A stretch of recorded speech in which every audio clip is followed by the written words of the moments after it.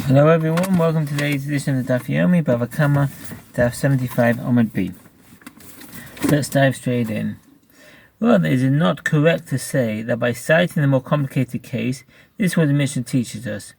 It is only in this case where it is established that the thief stole an animal based on the testimony of two witnesses, and established that he slaughtered or sold it based on the testimony of one witness, or based on his own admission, and where he does not obligate himself through his admission to pay the principal, that he is obligated to pay the fine. The Gemara elaborates. In other words, it is only in that case where the theft is established based on the testimony of two witnesses. Now we say that liability based on his own admission is similar to the testimony of one witness, in that just as when the slaughter is established based on the testimony of one witness, if one other witness later he joins together with the first witness, and together with their testimony is rendered a valid testimony of two witnesses, and the thief becomes liable to pay. So too in the case when the slaughter is established based on his own admission, if witnesses subsequently come and testify, he becomes liable to pay the fine, or his admission would not have rendered him liable to pay any payment. But if it is established that the thief stole an animal, and slaughtered or sold it, or based on the testimony of one witness, or based on his own admission, in which case, through his admission, he obligates himself to pay the principal amount. We do not say that when witnesses testify subsequent to his own admission, it is similar to when they arrive subsequent to the testimony of one witness, and he is liable to pay the fine in both cases. Rather, since in this case his admission would have rendered him liable to pay the principal due to the fact that the theft was not established based on the testimony of two witnesses, except a proper admission, which exempts him from paying the fine. The writer that supports Bava Kamma's opinion is one cited earlier, as it is taught. If a thief saw witnesses who were approaching with the intent to testify against him, and at that point he said, "I admit that I stole an animal, but I did not slaughter or sell it," he pays only the principal. Why do you abide to teach? And the thief said, "I admit that I stole an animal, but did not slaughter or sell it." And let the teach a simpler case, in which the thief said either "I stole the animal," or "I slaughtered," or "I sold it." Rather, by choosing the more complicated case, this is what the writer teaches us. The only reason that the thief is exempt from payment is that he says, "I stole the animal," and in that case he obligates himself to pay the principal. And if he says, "I did not steal," and witnesses came and testified that he did steal an animal, and subsequently he changed his claim and said, "I slaughtered it or sold it," and then witnesses came and confirmed that he slaughtered or sold it, in which case the thief did not obligate himself to pay the principal or any other payment.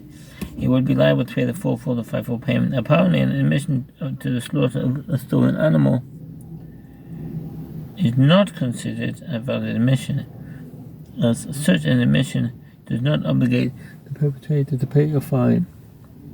The Gemara says, in rejection of this second proof, no, it is possible to explain the reason that the Tana of the Brisa chose to present this case in a different manner, as it teaches us this halacha itself, that once the thief says, "I stole the animal," even if he also says, "I did not slaughter or sell it," and later witnesses came and testified that he slaughtered or sold it, he is then for paying the fourfold and fivefold payment. What is the reason for this exemption? The reason is that the merciful one states in the Torah that there is a payment of four sheep for a sheep, and 5 oxen for an ox. See Exodus 21:37. This indicates that a thief can be rendered liable to pay respectively a fourfold or fivefold payment, but not a fourfold payment for an ox, and not a threefold payment for a sheep. In other words, one should not view the fines as independent of each other, that if the thief is found with the animal, he pays a fine, the double payment, and if he slaughtered or sold it, he pays a different fine, the fourfold or fivefold payment. Well, the fourfold or fivefold payment comprises the principal, the double payment, and an additional 2 or 3 times the principal.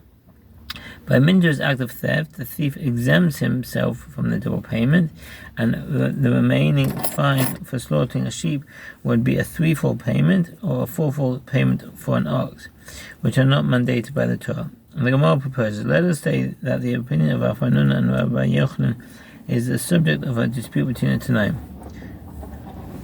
As it is taught in a Braita, if 2 witnesses testify that someone stole an animal, in a case where 2 witnesses testify that someone stole an animal, and 2 others testify that he slaughtered it, and the two witnesses testifying to the thief that will render conspiring witnesses, the entire testimony is nullified. If only the second set of witnesses, i.e. those testifying to the slaughter, will render conspiring witnesses, the thief pays the double payment for the theft, and the witnesses testified falsely concerning the slaughter pay the thief a threefold payment for an ox, as this is the amount they sought to cause him to pay beyond what he owed. Rama Sefer Shovtim Hilchot Edut 21:6. Until others testify against him that he slaughtered or sold the animal, and the witnesses who had testified concerning the theft will render conspiring witnesses, the thief is exempt from all payment, as testimony that was partially invalidated is entirely invalidated. If the testimony concerning the theft was undermined, the testimony concerning the slaughter or sale was thereby rendered irrelevant. Consequently, the alleged theft is exempt from any payment. If the witnesses who testified concerning the slaughter or sale were rendered conspiring witnesses, the testimony concerning the theft remains credible, the thief pays a double payment, and the conspiring witnesses pay a threefold payment, as that is the loss they sought to impose on the thief. Sages said in the name of Samachos, the witnesses pay the double payment, and the thief pays a threefold payment for an ox, and a twofold payment for a ram. This concludes the Braita. The Gemara analyzes the statement of Samachos. To which clause in the Braita is Samachos referring? If we say it's referring to the first clause, in which the testimony concerning the theft is invalidated, this is impossible. Doesn't Samachos accept the principle that testimony that was partly invalidated is entirely invalidated? In this case, rendering the testimony concerning the slaughter or sale irrelevant if there is no testimony concerning the theft. But rather, he must be referring to the latter clause of the Braita, in which the testimony concerning the slaughter or sale is invalidated. This too is impossible, as in this case, the rabbis, i.e. the first ten of the Braita, say, well, i.e. what they state is reasonable, and the thief pays a double payment, and the witnesses pay a threefold payment. On what basis was Samachos dispute this ruling? Well, there must be that Samachos is referring to a different case entirely, one that is not mentioned explicitly in the Braita, and a different matter is at the core of the dispute between them. The Samachos is referring to a case where two people come and say to the thief, you stole an animal. The thief said to him in reply, yes, I did steal the animal, and moreover I slaughtered it, or I sold it, but I did not steal in your presence. And your testimony that you saw me steal is false. And consequently the thief brought new witnesses to render the original witnesses combined witnesses by testifying that they were in different places at the time they claimed that the theft occurred, and by proving that the thief did not steal in their presence. And finally, the owner of the animal brought other witnesses who testified that the thief stole the animal and slaughtered or sold it. And Samachos said, and Samachos and the rabbis disagree over whether an admission to the slaughter of a stolen animal is a valid admission, even though it does not lead to liability to pay any payment. Both parties to a dispute agree that the admission of a perpetrator only in response to the testimony of witnesses is not a valid admission. The dispute between them is that the rabbis maintain that even though the thief's admission concerning the theft itself is not a valid admission, because it is due only to the witnesses who have testified against him that he admits his guilt, nevertheless his admission concerning the slaughter of the animal is a valid admission, despite the fact that it does not render the thief liable to pay a fine, and he is therefore exempt from the fourfold or fivefold payment. The explaining witnesses must pay the double payment to the thief, since this is the amount of financial damage they sought to impose on him, while the theft pays the double payment to the owner. And valid witnesses ultimately testify that he stole the animal. And Samachos maintains that since the admission concerning the theft itself is not a valid admission because it was due only to the testimony of the witnesses that he admits his guilt, although the thief knows that these witnesses are lying, a fact that he ultimately proves in court, he is nevertheless unnerved by their testimony because at the time of his admission he is not certain that he will succeed in falsifying on their account. Others offered a different explanation. Although the thief knows that these witnesses are lying about having seen him, he is also aware that there are other witnesses who did see him steal, and he is daunted by the prospect of their coming to testify against the Rashba. So too the admission concerning the slaughter is not a valid admission, because it does not obligate him to pay a fine, as said by Rav Hanuna and Rabbi Yochanan, and consequently those first witnesses to the theft, who render conspiring witnesses, pay the double payment, as that is the amount of financial damage they sought to impose on him, and the thief pays the double payment to the owner of the animal, as valid witnesses ultimately testify that he stole it, And since his admission is invalid, he must pay an additional threefold payment for a total of a fivefold payment for an ox, or a twofold payment for a total of a fourfold payment for a ram. If this is a dispute, Samachas is in agreement with the opinion of Bava Kamma and Rabbi Yochanan, while the rabbis disagree with this opinion. Allah, son of Avika, said, no, it is possible to explain the Brayta differently as follows. Everyone, i.e. both Samachas and the rabbis, maintains that an admission concerning the slaughter of a stolen animal is not a valid admission, but it does not render the perpetrator liable to pay any payment. Rather, they disagree over the concept of testimony, that you cannot render conspiring testimony.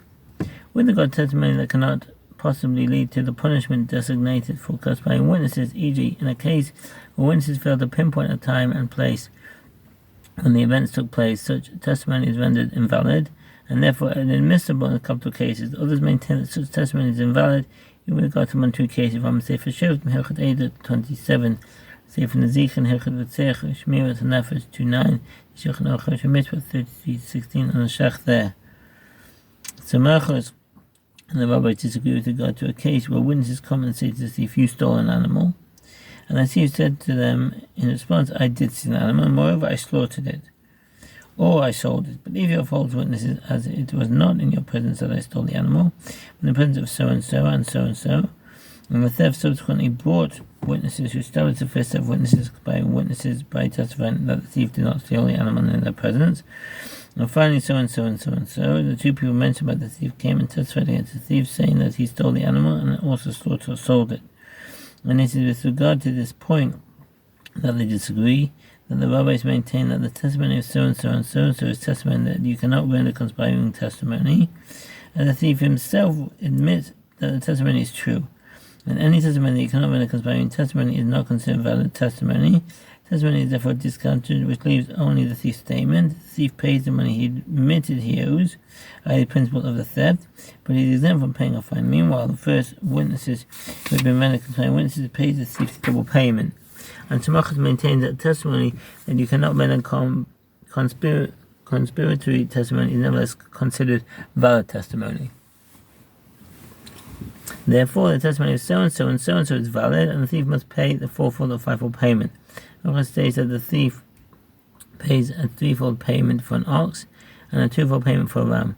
The reason is that the thief receives a double payment from the first conspiring witnesses, which he gives to the owner of the animal along with the remainder of the payment. This amounts to a threefold payment for an ox and a twofold payment for a ram, and he is required to pay from his own funds. The Gemara asks, but do we not maintain as accepted principle that testimony that he cannot render conspiratory testimony is not a valid testimony?